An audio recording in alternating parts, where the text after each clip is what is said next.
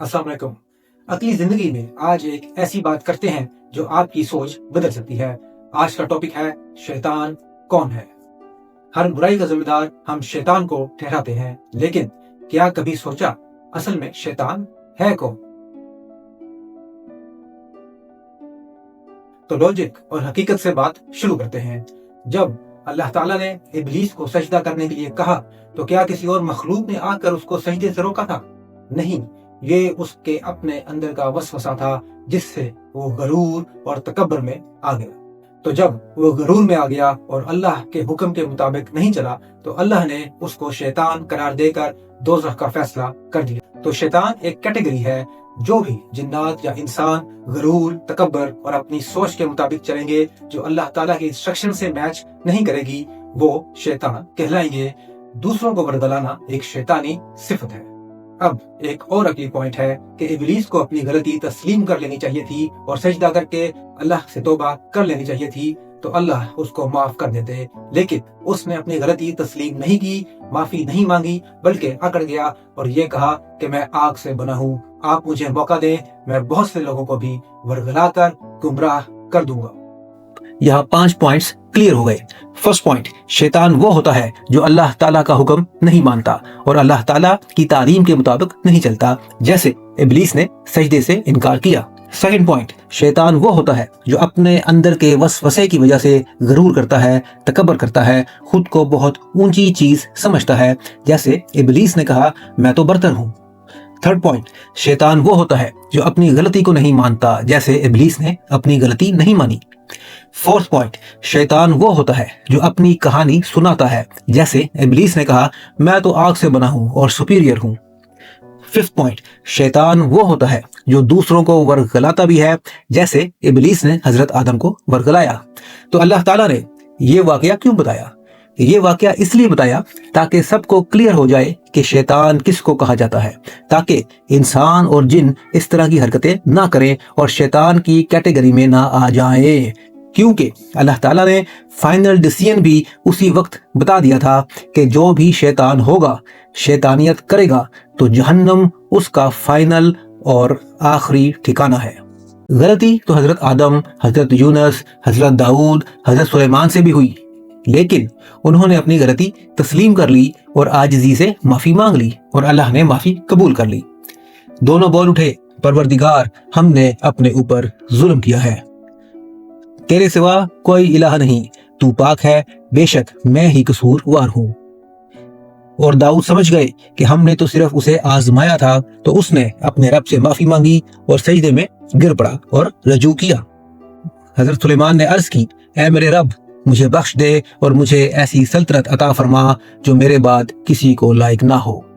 तो मोस्टली ऐसा होता है कि अगर किसी से गलती हो जाती है तो वो किसी और पर डाल देता है कि उसकी वजह से गलती हुई है, खुद को कसूरवार नहीं ठहराता। तो यही शैतानियत है। ये इंसान के अपने अंदर जो वसवसे होते हैं, जो अपने अंदर से सोच आती है, उससे या तो वो इंसान बन जाता है या शैतान बन जाता है। इब्लीस को भी अपने अंदर से सोच आई थी, बाहर से किसी मखलूक ने उसको नहीं वर्गलाया था। तो मजहब की तालीम इसीलिए तो आई थी कि अपने अंदर से जो वसवसे या सोच आती है उसको अल्लाह की तालीम से मैच करे। अगर मजहब के हिसाब से ठीक है तो अमल करें, अदरवाइज इग्नोर कर दें। सिवाय इब्लीस के इसने तकब्बर किया और वो काफिरों में से हो गया। तो असल चीज इस्लाम के मुताबिक चलना है। गरूर, तकब्बर, झूठ, मुनाफाखोरी, धोखेबाजी नहीं करनी चाहिए। जब भी इंसान ने कोई काम करना होता है, उसके पास सामने 2 रास्ते होते हैं कि सीधा चलना है या गलत चलना है। गलत चलने से पर्सनल बेनिफिट भी मिल रहे होते हैं। कुछ दोस्त यार भी वर्गलाते हैं कि गलत चलो, कोई मसला नहीं है, और फिर अपने अंदर से भी यही फैसला किया कि गलत चलते हैं तो कुछ पर्सनल बेनिफिट मिल जाएगा। तो यही शैतानियत है और वर्गलाने वाले दोस्त भी शैतान है। अगर इंसान अपने पर्सनल बेनिफिट को छोड़कर सीधे रास्ते पर चलेगा तो यही इंसानियत है और यही अल्लाह की तालीम है और यही आजमाइश होती है। तो शैतान कोई बाहर की मखलूक नहीं है, बल्कि अपने अंदर का डिसीजन है जो खुद को शैतान या इंसान बनाता है। बाकी वो लोग जो इसलिए वर्गलाते हैं ताकि उनको भी कुछ फायदा मिल जाएगा, वो भी शैतानी कैटेगरी में आते हैं। تو یہی وہ فزیکل شیطان ہوتے ہیں جو لوگوں کو اکسا رہے ہوتے ہیں، گمراہ کر رہے ہوتے ہیں۔ تو اصل بات ہے کہ انسان نے خود سے کیا فیصلہ کیا، کیونکہ اندر کی سوچ یا باہر سے غلط مشورے دینے والے تو کسی کا ہاتھ پکڑ کر اس سے غلطی نہیں کروا سکتے۔ پریکٹیکلی فائنل ڈیسیژن اور غلط کام تو انسان خود کرتا ہے، اور یہی شیطانیت ہوتی ہے۔ اور آخرت تیرے پروردگار کے ہاں صرف ان کے لیے ہے جو خدا سے ڈرنے والے ہیں۔ تو اللہ نے صاف بتا دیا کہ آخرت ہے ہی ان کے لیے جو اللہ سے ڈرتے ہیں، مینز ابلیس کی طرح غرور اور تکبر نہیں کرتے اور اپنی غلط بات سے پیچھے ہٹ جاتے ہیں اور معافی مانگ لیتے ہیں۔ اور جو رحمان کے ذکر سے منہ پھیرے تو ہم اس پر ایک شیطان مقرر کر دیتے ہیں تو وہ اس کا ساتھی رہتا ہے، اور بے شک وہ شیاطین ان کو راستے سے روکتے ہیں اور وہ یہ سمجھتے رہتے ہیں کہ وہ ہدایت یافتہ ہیں، یہاں تک کہ جب وہ کافر ہمارے پاس آئے گا تو اپنے ساتھی شیطان سے کہے گا، اے کاش میرے اور تیرے درمیان مشرق و مغرب کے برابر دوری ہو جائے، تو کتنا ہی برا ساتھی ہے۔ میں نے اپنی جنات کی ویڈیو میں پروف کیا تھا کہ جنات زمین پر صرف انسانی صورت میں آ سکتے ہیں، لیکن انسانی صورت میں کنورٹ ہونا ان کے لیے بہت مشکل کام ہے۔ ابلیس تو ظاہر ہے حضرت آدم کے زمانے میں زمین پر انسانی صورت میں خود بھی آیا ہوگا اور اپنی اولاد اور قبیلے والوں کو بھی لایا ہوگا، کیونکہ وہ بہت گھمنڈ اور تکبر میں تھا، اور انہوں نے یہاں انسانوں کو گمراہ بھی کر دیا تھا کہ جھوٹ بولو، غرور کرو، حسد کرو، قتل کرو، بت پرستش کرو، وغیرہ وغیرہ۔ اور اس کے بعد ان انسانوں نے آگے ابلیس کا کام سنبھال لیا اور دوسرے لوگوں کو ورگلانا شروع کر دیا، جو آج تک جاری ہے۔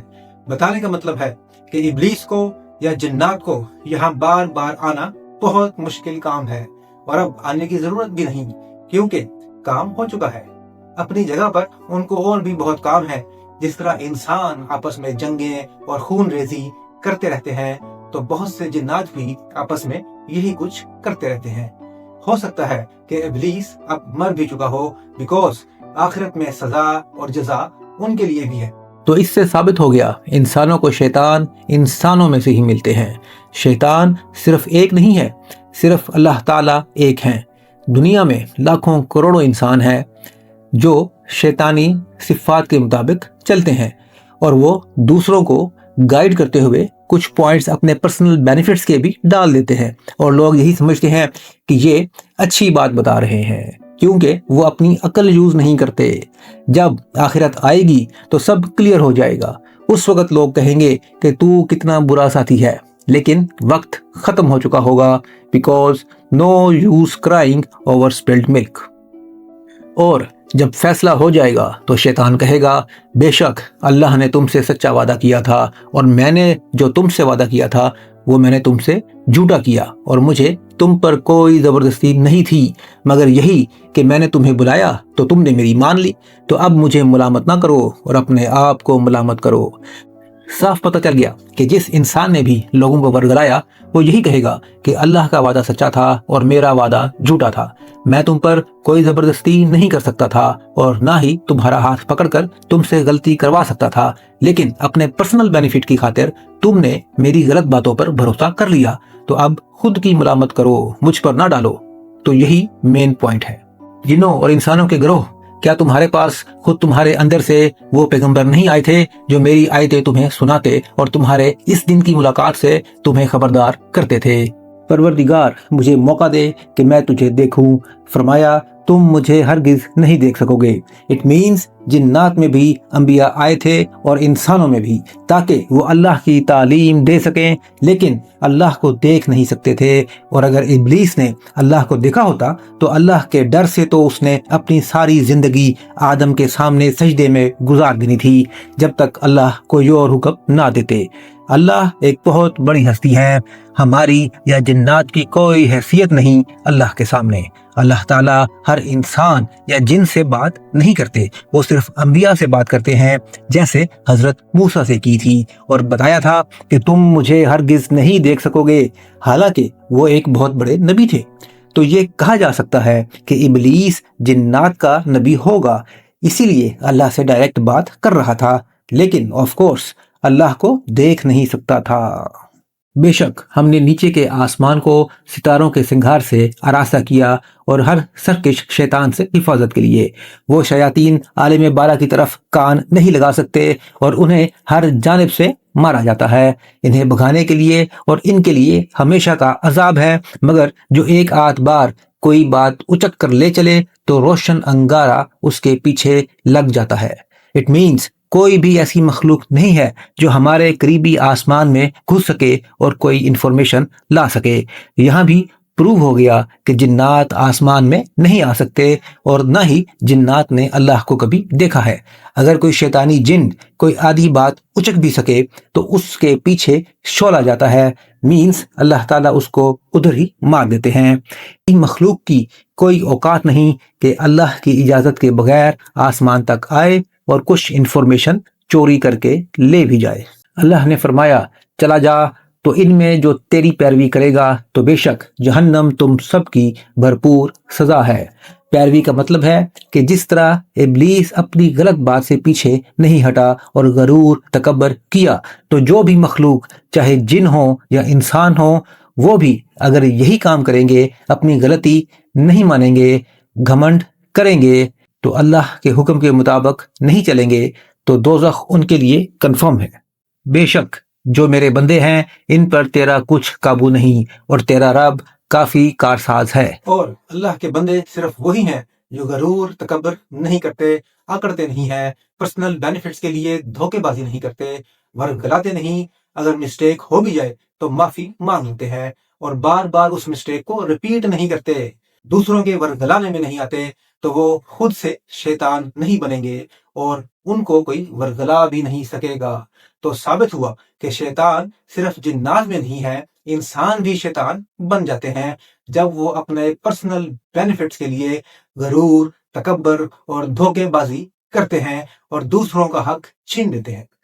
اور اسی چیز سے بچنے کے لیے اللہ تعالیٰ نے کلیئر بتا دیا تھا کہ جو بھی شیطان بن جائے گا اس کے لیے دوزخ کنفرم ہے، کوئی اس کو عذاب سے بچا نہیں سکے گا۔ یہی تھی عقلی زندگی، جہاں ہم سوالوں سے ڈرتے نہیں، انہیں سمجھتے ہیں۔